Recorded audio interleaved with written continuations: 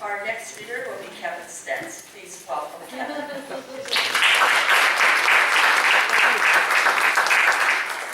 Thank you very much. Thank you, Ashok. It's an honor to be here amidst such a multitude of voices.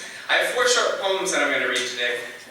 And I'm going to start with Villanelle by Theodore Rothko, an American poet who is also a noted instructor, educator, and I thought that Villanelle, and this one in particular, would be appropriate for the season.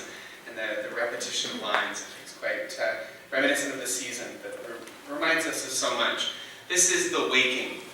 I wake to sleep and take my waking slow. I feel my fate in what I cannot fear. I learn by going where it is I have to go. We think by feeling. What is there to know? I hear my being dance from ear to ear. I wake to sleep and take my waking slow. Of those so close beside me, which are you? God bless the ground. I shall walk softly there and learn by going where I have to go. Light takes the tree, but who can tell us how? The lowly worm climbs the winding stair. I wake to sleep and take my waking slow. Great nature has another thing for me and you. So take the lively air and lovely learn by going where to go. This shaking keeps me steady. I should know what falls away is always and is near. I wake to sleep and take my waking slow. I learn by going where I have to go. I've been reading a lot of Villanelles. I've been reading a lot of Villanelles and trying to write in this form. So I have 2 Villanelles, and these are fresh. These are from this week. And this first one is Boundaries and Horizons. Smiles, profiles, the borders of a country. A rabbit under a blink becomes a duck. The world belayed through a window.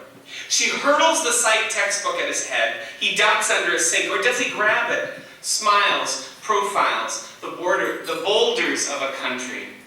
Some split up and start again. Questions on dates as reconnaissance, as a skirmish. The world betrayed through a window. The last bomb of some war sets in the east. Soldiers rounded up, collaborators kissed. Smiles, profiles, the holders of a country. Walls, fences, curbs, and blanks to fill in. Conditions will soon be favorable for romance. The world laid out through a window. A mustering of storks spatters the dawn. An ink blot plummets an audit of images. Smiles, profiles, the borders of a country. The world belayed through a window. And another, maybe less esoteric Villanelle. I apologize in advance, there's some profanity in this. But, for the sake of poetry, sometimes you just add a little extra spice. What's shaken from the sun? We dream our ideals into each day. Wake within some souvenir of failure. Vacation in a lovely schmutz of laughter.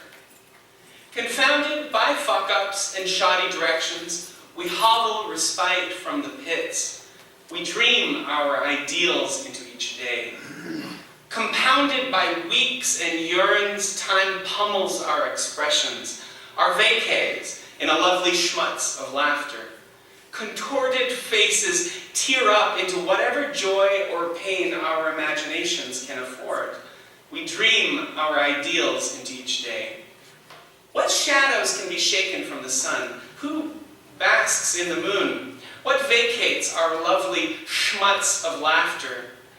We are bogged down by officious getaways, enlightened by homegrown smiles. We dream up ideals into each day. Vacation in a lovely schmutz of laughter.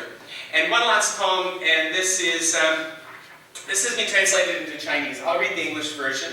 I can't read the Chinese one, but if there are any Chinese speakers and you'd like this copy, I'd love to pass it along to you. And this is from the Chinese Writers Association. There was a wonderful event this past summer, which I was lucky enough to be invited to at the Sun Yat-sen Garden. And Lai Fong Lung translated this, and it's for a dear friend who passed away this time last year, and it's called From a Hospital Window. Top branches of trees reach barrenly from greens, oranges, and yellows. Downtown has failed under thick fog. Sunlight stumbles through to redden brick buildings to the east. We are less than strangers to billions. Under 3 blankets, your body seems the thickness of 3 blankets. Your breathing rustles into a rasp, Hodgkins. When your eyes open, you smile in the bloom of yesterday's blood transfusion. At 79, chemotherapy will strip you down. To the chagrin of my family, I've been thinking about death, you say. We talk books and the voices that sent Joan of Arc to the stake. As I leave, your fist rises as a hard-won trophy. We'll survive ourselves into the vague beyond. That's for John Deakins. And thank you so much for your rapid attention.